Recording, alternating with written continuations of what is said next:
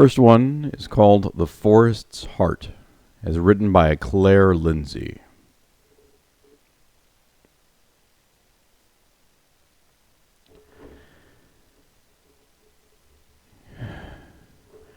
She took her first breath in a grove of towering aspen trees, under the shadow of a hummingbird's wing. Her mother was the melody of the mountain stream, and her father was the glitter of sunlight through the coin-shaped leaves. The forest cared for her, swaddled her in wild flowers, and sustained her with bird song when she cried. The butterflies kissed her cheeks and dried her tears. She grew strong and fast, and in only a few years she was taller than the saplings that sprouted on the day of her birth. When the nights were cold, she slept beside the fawns, curled up against their sprouted backs, while their mothers sang lullabies and told stories.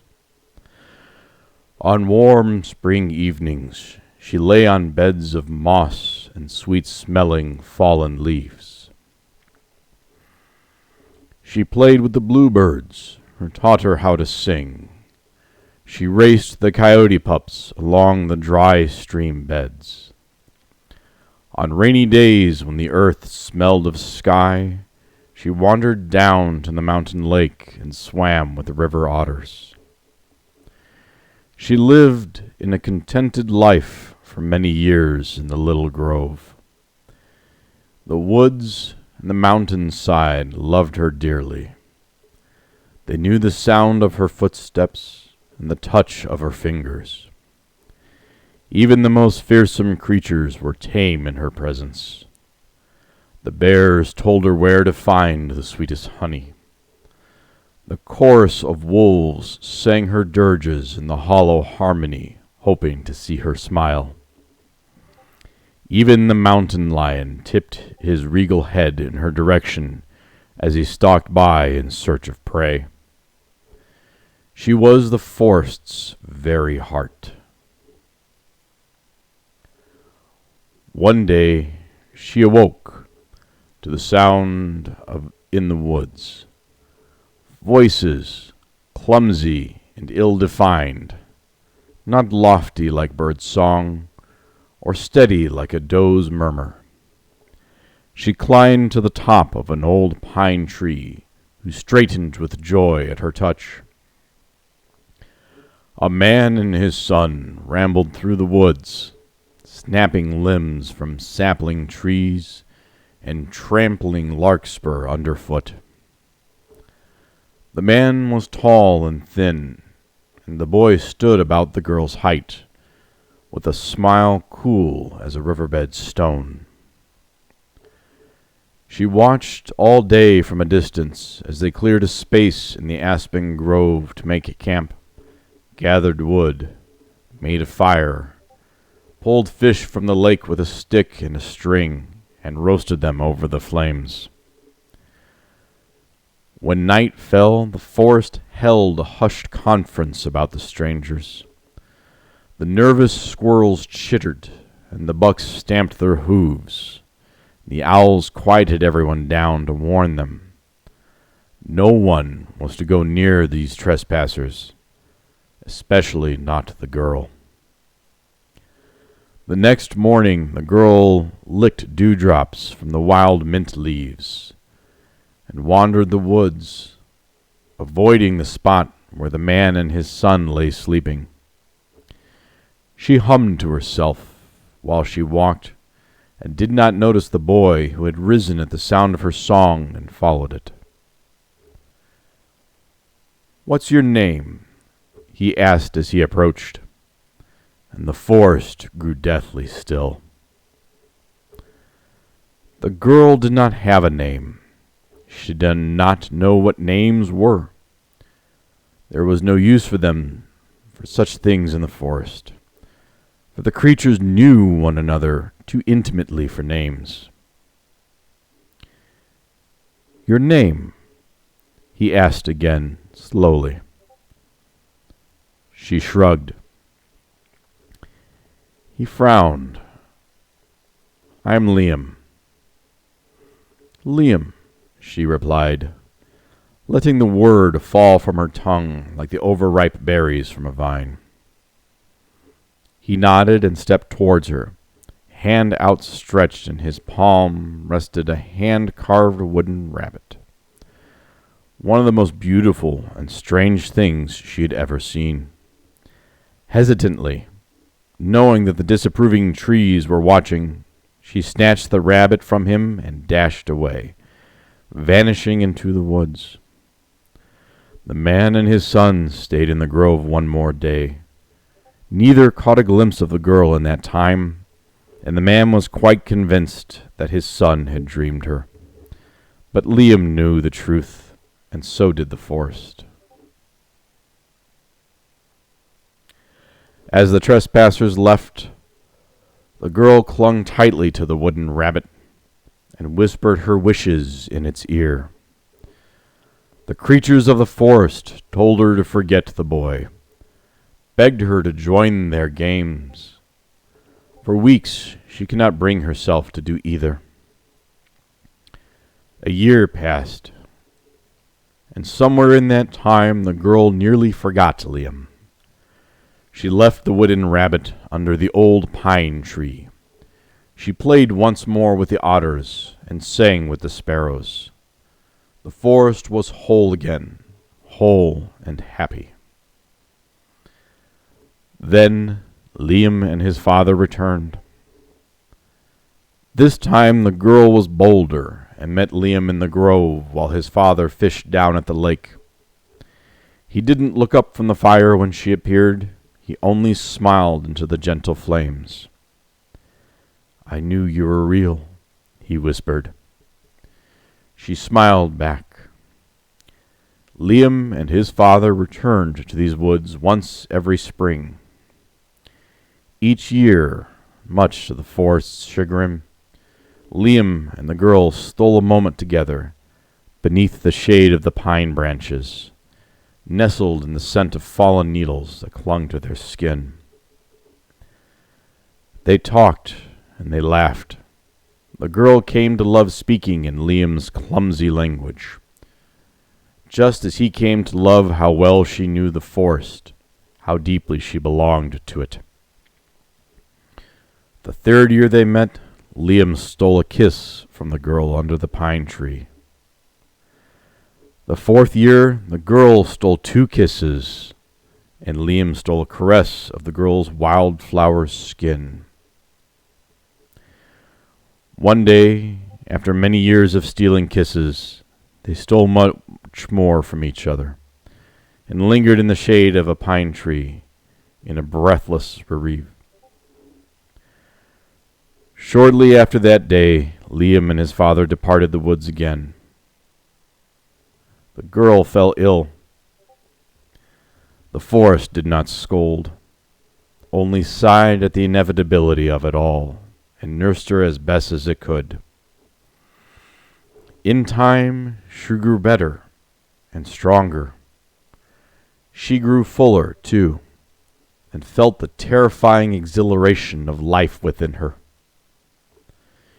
She bore a child under the shade of the aspen trees, a daughter with wildflower skin and eyes full of wishes. The girl gave her daughter the little wooden rabbit to play with, and when spring came, the 2 of them waited under the pine tree for Liam's return. When he did return, this time without his father, his cool smile did not last long. His countenance grew dark at the sight of his daughter, sleeping in a bed of pine needles. He knew that this child, like her mother, was not human, not quite, and that knowledge made him tremble. Liam could not hear the girl's voice over the sound of fear rushing in the white rapids within his ears. He raged, more at himself than at the girl, but the forest heard and bristled at this fury. The girl did not weep, did not plead as he turned and started back down the mountainside. She simply picked up her daughter and left the shade of the pine tree for the last time with a soft goodbye. The girl could forgive and forget, but the forest could not. Liam did not make it down the mountain. When the girl discovered what the forest had done, she went out in search of Liam's body, thinking she might bury the man she loved under the pine tree where she loved him. She left her daughter beside the fawns in the tender care of the aspen grove where she was raised, promising to return. She searched for days. The forest would not tell her where he lay, so she wandered in aimless grief. With gentle chirps, the birds cautioned her to go back to her daughter. The wolves invited her to add her loss to their somber song and allow herself to heal. The mountain lion said nothing, merely nuzzled her hand and pointed her home. Still, she did not stop searching for Liam. The forest wept for her, with her, bitter tears of regret and love. When she found him, lying in a field of larkspur and thistles, with his eyes open to the sun, she stood over him with tears in her eyes. The very heart of the forest lay down beside the man she loved and did not rise. Year after year, and even to this day, all the creatures of the forest gather at the edge of that field in early spring. They bring with them the girl's daughter to show her the wildflowers which bloom over the place where her parents lie.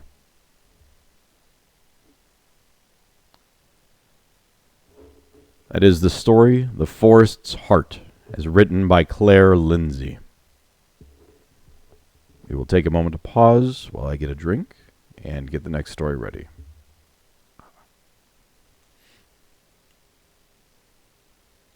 It's over here somewhere.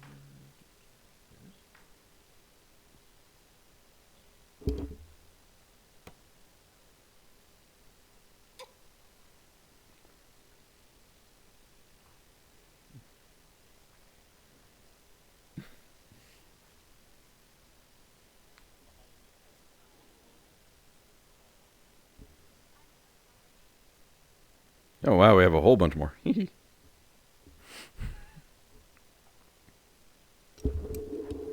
right.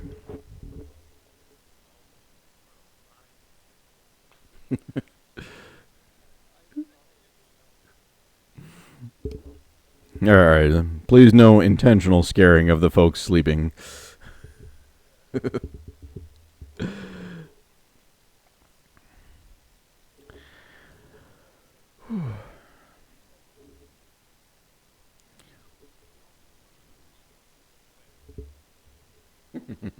Fair enough. All right. The next story. The next one is called A Piece of Soul, as written by a Lao G.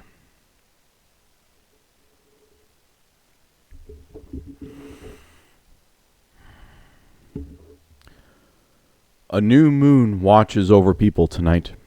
Everything seems enchanted under the moonlight. Maybe it's not appearance, but rather magic revealing itself in the dark hours, or just fate running its natural course.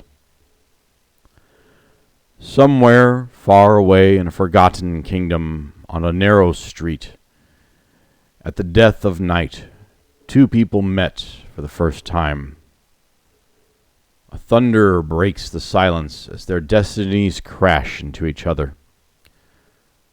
A girl with eyes brighter than the full moon, and a boy whose eyes can barely be seen, their light hanging on a thread. They both have places to be, issues to solve, but time seems to stop at the moment they look into each other's eyes. Curiosity got the better of her first, so the girl spoke. Do you have everything you've ever wished for? The boy watches her for a few seconds, contemplating the damage of a seemingly innocent exchange could do.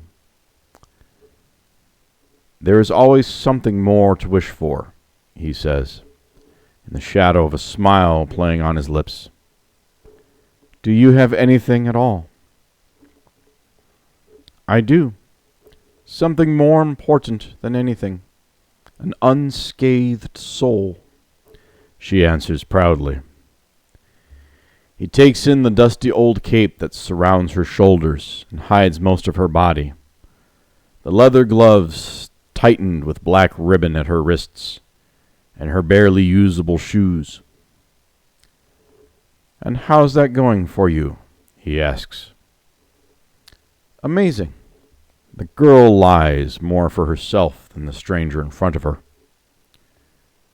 Good for you, the boy laughs. When things aren't so great anymore, or when you are tired of this way of life, he says, looking her up and down, come find me, and I'll show you what a soul, well, almost an entire soul, could get you in this world. He captured interest. Thoughts of people waiting for her forgotten, and a wish to prove the importance of a soul are stronger than rationality. How about now? She asks. Let's go, he says as he turns his back to her with a smile on his face.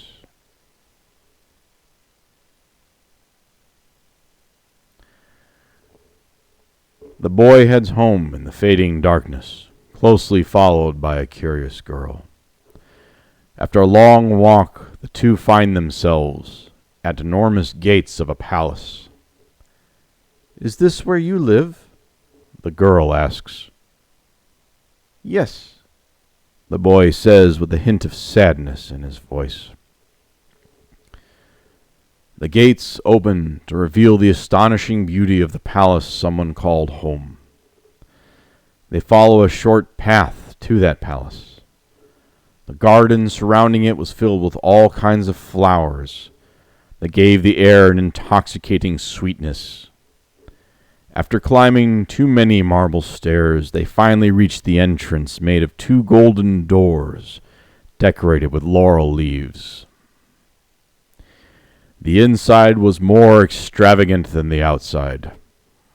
A water fountain sat in the middle of the room, surrounded by 3 more marble staircases. They enter what seems to be a music room. It contained every instrument invented, but the most important is a breathtaking piano made of crystal.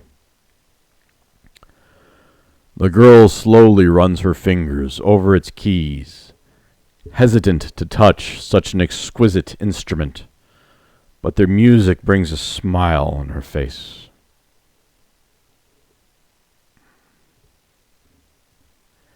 It wouldn't take too much time to show you everything inside these walls.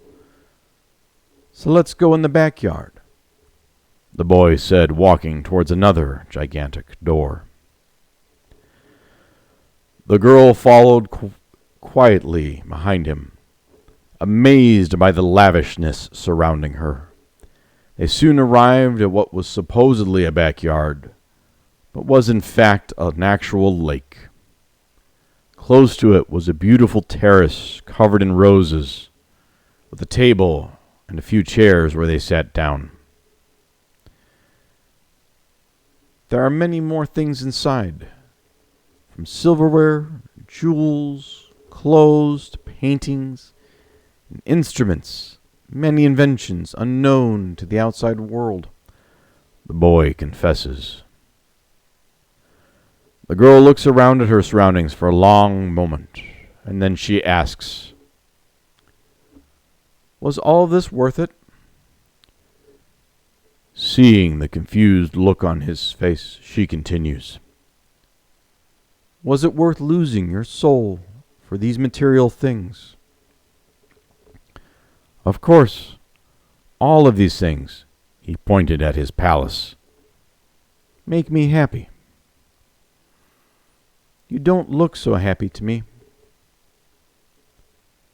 "Is it worth living in such bad conditions just to keep your soul intact?" he asks.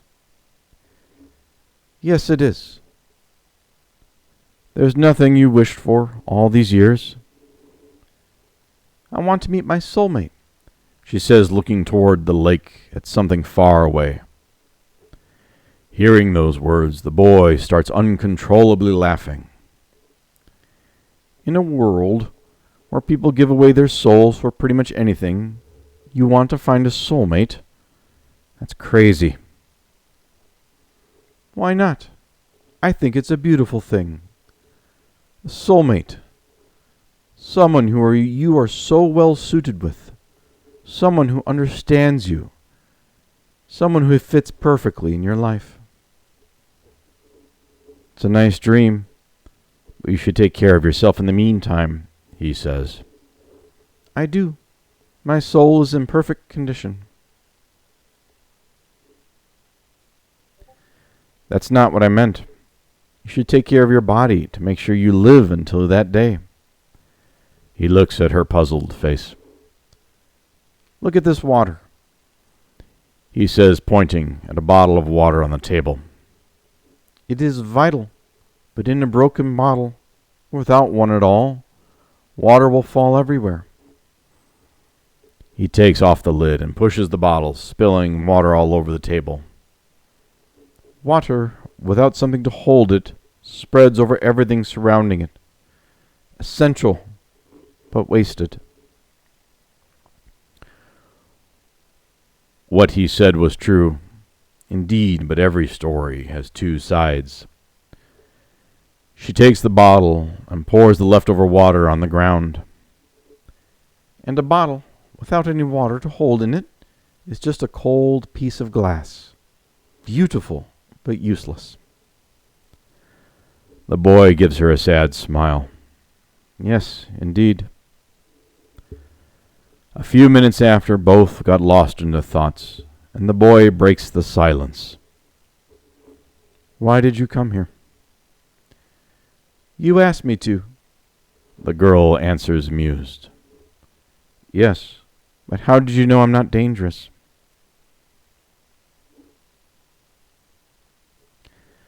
"A person without its soul can't feel much, especially emotions that could lead to hurting someone." "Isn't that what makes them unpredictable?" the boy asks. "Might be." She smiles wickedly. "But even so, you could never hurt me." The boy watches the sun rising over his lake. Where do you think our souls go when we trade them?" "I'm sure someone stores them up there somewhere," the girl says. "I have a bit left, you know." "I know. That's why I'm here." "How so?" he questions.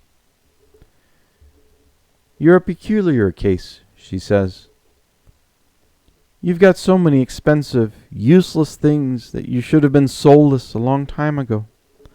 But a tiny piece of your soul held onto you so tight at all these years, it has never happened before." "I've always wondered why." "Maybe it's because you have a good heart, Jaden." "I don't remember mentioning my name to you," he says, thoughtful. "What's your name?"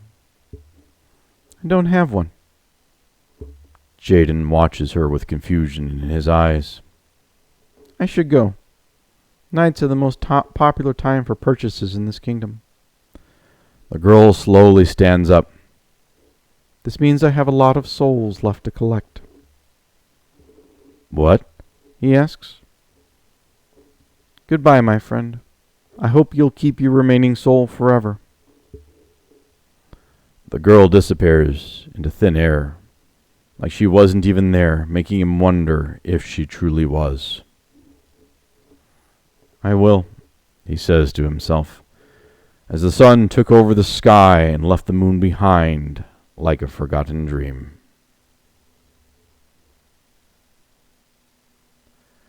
That is A Piece of Soul, as written by a Lao G.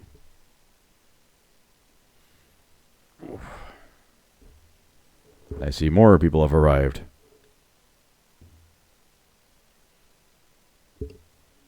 One moment.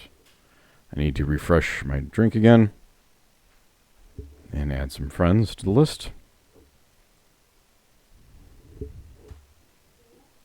Like this gentleman here. Oh, pleasure to meet you.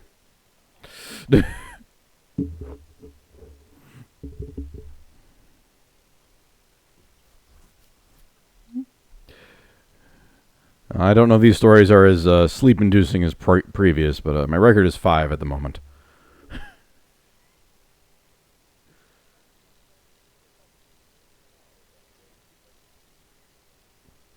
I'm sorry, I didn't hear that, Mystic.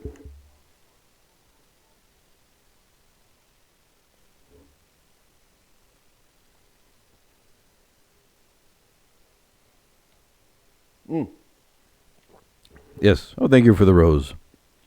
I've got one more fun poem that I'll start reading in a moment. I'm not going to tell you what it is, but you'll recognize it pretty much instantly.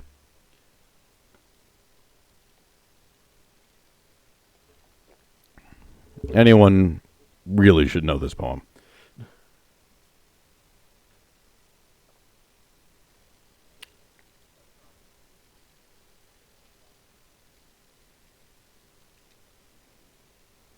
No, you won't disappoint me. If you don't know it, then you get to experience it for the first time, and that is exciting.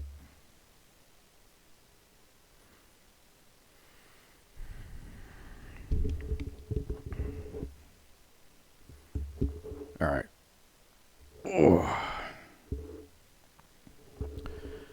So for tonight, a quick preface for the poem. It is kind of a test. For October, I'm going to be switching the gears from stories I find intriguing, and hopefully some of them are inspirational or not coping, but help you understand how to deal with things, to more spooky stuffs for the spooky month. And this poem and its author will be featured quite heavily.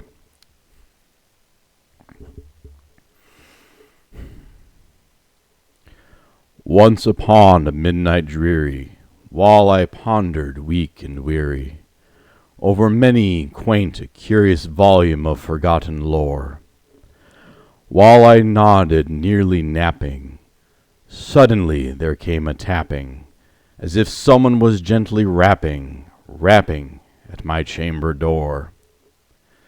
"'Tis some visitor," I muttered, tapping at my chamber door. "Only this, and nothing more."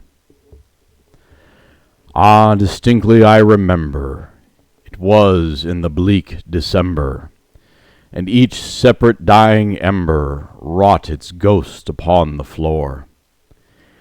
Eagerly I wished the morrow, vainly I had sought to borrow from my books sure case of sorrow, sorrow for the lost Lenore, for the rare and radiant maiden whom angels name Lenore, nameless here for evermore. And the silken, sad, uncertain rustling of each purple curtain thrilled me, filled me with fantastic terrors never felt before, so that now, to the still beating of my heart, I stood repeating, "'Tis some visitor entreating entrance at my chamber door. Some late visitor entreating entrance at my chamber door. That is it, and nothing more."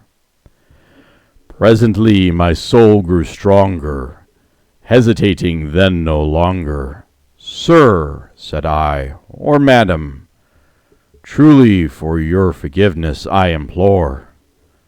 But the fact is I was napping, and so gently you came rapping, and so faintly you came tapping at my chamber door. that I scarce was sure I heard you. Here I open wide the door. Darkness there, and nothing more. Deep into the darkness peering, long I stood there wondering, fearing, doubting, dreaming dreams no mortal ever dared to dream before. But the silence was unbroken, and the stillness gave no token, as the one word there spoken was whispered word, Lenore? This I whispered, and an echo murmured back the word, Lenore. Merely this, and nothing more. Back into the chamber turning, all my soul within me burning. Soon again I heard the tapping, somewhat louder than before. Surely, said I, surely that is something at my window lattice. Let me see then where that is, and this mystery explore. Let my heart be still a moment, and this mystery explore. 'Tis the wind, and nothing more. Open here I flung the shutter, when with many a flirt and flutter, in there stepped a stately raven on the stately days of yore. Now least obsolescence made he, not a minute stopped or stayed he, but with mine of lord or lady perched above my chamber door. Perched upon a bust of Pallas just above my chamber door, perched and sat and nothing more. Then this ebony bird beguiling my sad fancy into smiling, by the grave and stern decorum of the countenance it wore, through the crest to be shorn and shaven, thou I said art sure no raven, ghastly grim and ancient raven, wandering from the nightly shore. Tell me why thy lord need name on this night's Plutonian shore. Quoth the raven, nevermore. Much I marveled this ungainly fallow, to hear its discourse so plainly, though its answer little meaning, little reverence bore. For we cannot help agreeing that no living human being ever yet was blessed with seeing a bird above its chamber door. Bird or beast sculpted bust above the chamber door, with his name as nevermore. Quoth the Raven, by Edgar Allan Poe, if you didn't know. I thought that was a fun one for the finish off the evening. So starting in October, I'm going to trying to do more spooky fun stories. There'll be quite a few Edgar Allan Poe ones, as he has quite the large collection of fun, scary stories, especially short ones. I do hope you all enjoyed story time for this week. For all of you that are of a more punishing variety